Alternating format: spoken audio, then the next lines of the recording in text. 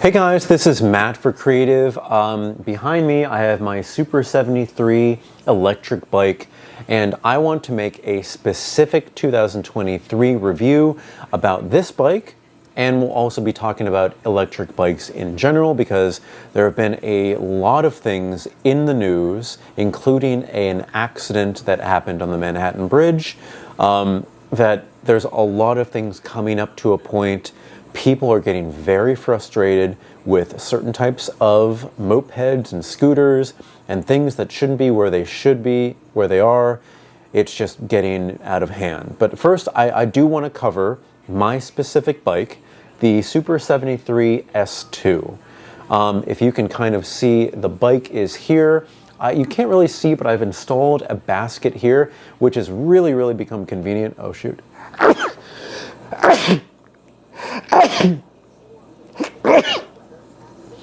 I have no idea where that just came from. No allergies, no anything. Anyway, I've installed a basket, so if I'm going shopping, grocery shopping, anything, I just put it in there. It's extremely convenient. Like, this is the best purchase that I've ever made for New York City, period. I have my cameras, I have my home, I have other things. This is the best thing I've literally ever gotten. It really changes the way you can get around the city. I want to tell you though, there are different modes that you can drive your Super73 in, different classes. 4 different classes. First is just going to be, I think it's class 1 or level 1, I forget what it is, but it is pedal assist only, up to 20 miles per hour. Level 2 is going to be throttle and pedal assist up to 20 miles per hour. Level 3 is pedal and throttle up to 28, and then there is level 4, which is basically unlimited pedal and throttle up to, really in realistic terms, it goes up to 31 miles per hour. Sorry, 31 miles per hour. Legally, you cannot ride this bike in class 3 or 4 on the streets of New York City. So comfortably, I ride this up to 20 miles per hour, which is really, it feels really quick. I ride this and I can go on the bike path. I can also go in the street as well. This bike in particular has an amazing ride. I did put more aggressive tires on it. They're called Grizzly tires, and they're better for, and I'm really thinking ahead, they're better for getting grip in snow and other kind of like heavy weather, if I go in sand, or if I'm maybe going through Central Park and want to go through the grass a little bit. Don't tell anybody. But to sometimes meet my friends who are picnicking, I kind of go through the grass and just that's just what I do, just to meet them. But I have to say, those tires are really good. You'd think that something so like knobby and aggressive, and I really wish, can you see? Can you see this at all? You can probably see it. Those tires are not the stock tires. When you buy an S2, they come with what they call Badger tires, which have a very inset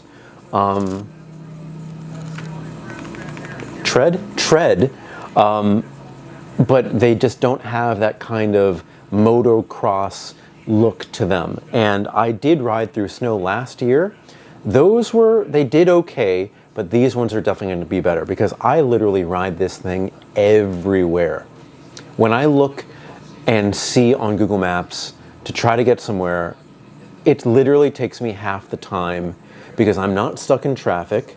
I can kind of like weave in and out, if I have to move around a car, because in New York City, there are cars parked in bike lanes all the time. There are people moving, there's people things being delivered, and there's always, you have to be able to be flexible to go around all these things. That's why if you have a car and let's say there's a bus stopped because there's a car parked in front and that bus can't move. If you're in a car, you're stuck behind all this. If you're in a bike, you kind of just like pedal or walk the car in that little space between parked cars and the moving cars, and you can get around. It's just so convenient. I almost never have to wait in traffic unless it's just like all the lanes are taken up and it's just a lot of mess and there's no gaps to go to. But for convenience sake, this has gotten me everywhere that I need to go extremely quickly. I've been very, very happy with this.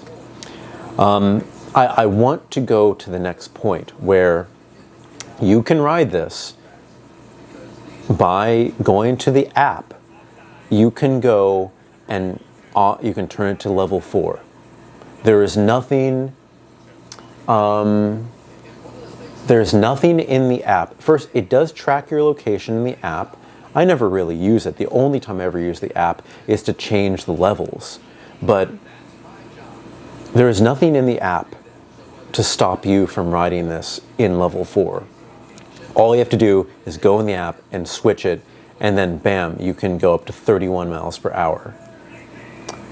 These things can be very dangerous, and I mean electric bikes in general, going at that speed, they can be very dangerous in the city. I want to talk about New York City specifically. When you are outside, whether you be a pedestrian walking, somebody on a just regular pedal bike, an electric bike, a moped, a motorcycle, or a car, you have to be always aware. You have to be extremely aware because I say this to other people. This city is nobody's city. This city is a city that we share. You have to make sure that you're able to work with everybody who lives in this city. And that means you have to make sure that you personally are aware for the other people around you. And that means always be aware of your surroundings because there will be people who jaywalk. There will be people who ride bikes in the opposite direction. There will be people who are going 30 miles per hour in the bike lane. There will be people who drive and who turn without looking. It's all on you to be ever present when you're on one of these bikes, at least in New York City. If you're in the suburbs, maybe it's a little bit quieter than, and less active than being in the city, but you have to have your head on a swivel here. Still, in 2023, this bike is it's still amazing. But again, I referred to accidents that happened. I refer to, and a lot of the time it is, delivery drivers who are on the clock to get your food as fast as possible, as cheaply as possible. And I'm not going to mince words. These idiots go the wrong way. These idiots ride at excessive speeds, not only on electric bikes that use an electric battery and motor, they're riding gas-powered vehicles in bike lanes over the bridge on the side where it should be only bikes.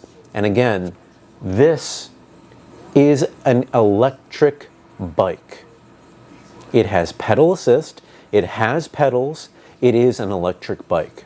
It can be ridden up to 20 miles per hour in the designated bike lanes and on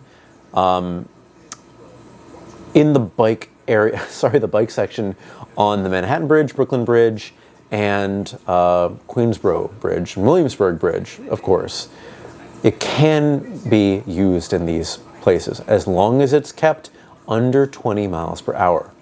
That's it. That's it. A lot of people aren't following that, and it's becoming extremely, everybody's extremely loose with just riding their vehicle, trying to get as fast to their point as fast as possible, because they're trying to make money. They're working at jobs that don't pay a lot, and they're trying to do as much as physically possible. And for people making money, I understand that. But if you are putting other people in danger, I could give less of a shit about you making your money. Biking should and will be the future of this city. Biking is how you get places really quickly. It is how you do things with less of a footprint. Who needs a 4-seater car 4-seater plus car. Nobody needs that if you're staying in the city. Of course, if you're coming from other suburbs, other areas, yes, you will need a car. But literally, you can live in the city without a car, and I do that. I am fortunate enough to have been able to save up to get this, but it took a while to get this. This particular model, $3,000. They have one that's like $4,000. They have some that are under that too, but are, you know, less powered, less bells and whistles, like no shocks in the front and stuff like that. But this is like my happy medium here. I feel safe because I am ever aware about things that are happening always. I've never gotten into an accident on this. I've gotten into an accident on my fixed wheel bike for somebody opening their door and not paying attention. And ever since that happened, I've been ever present.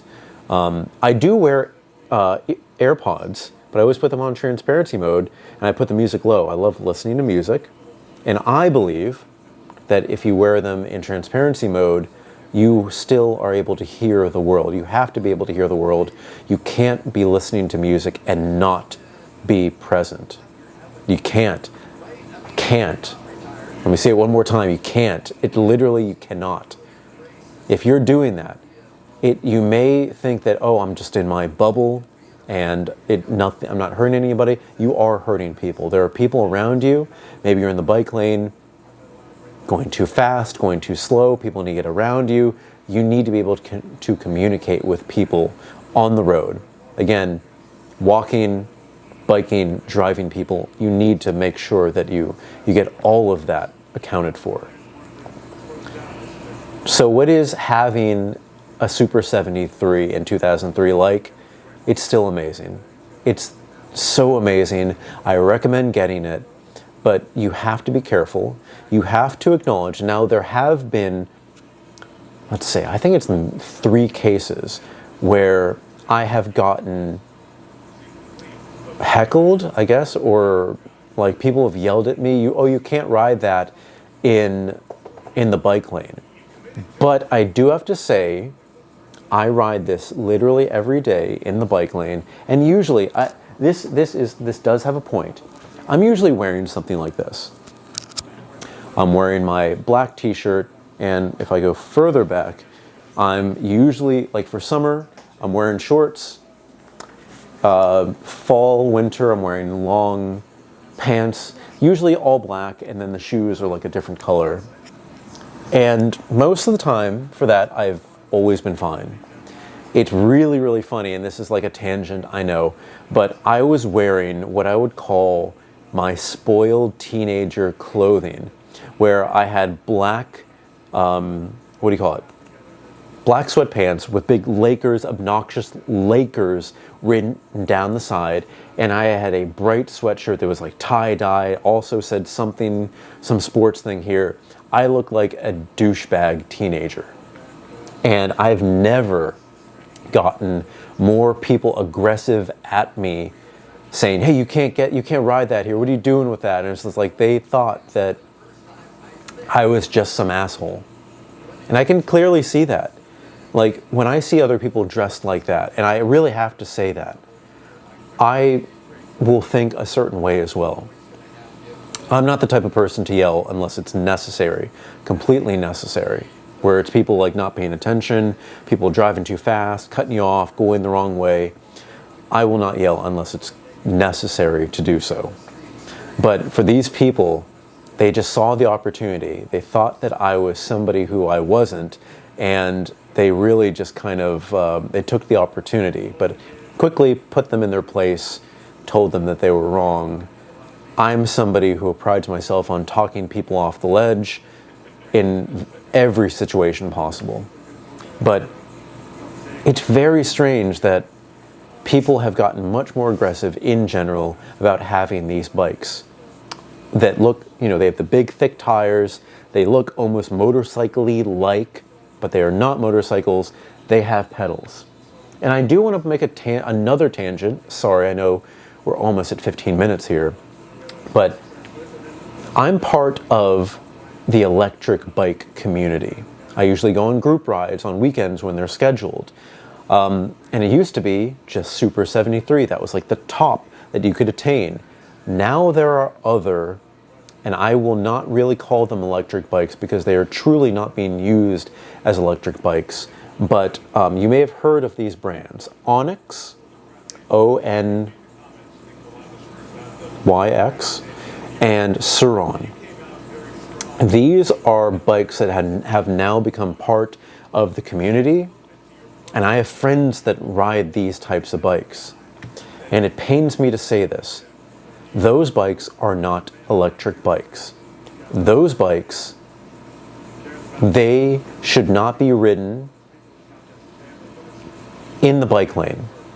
They should also not be ridden in the street unless you have a license, because these are, again, this one tops out at 31 miles per hour. Those bikes that I mentioned, Onyx and Suron, I believe they top out at about 60, 50 miles per hour.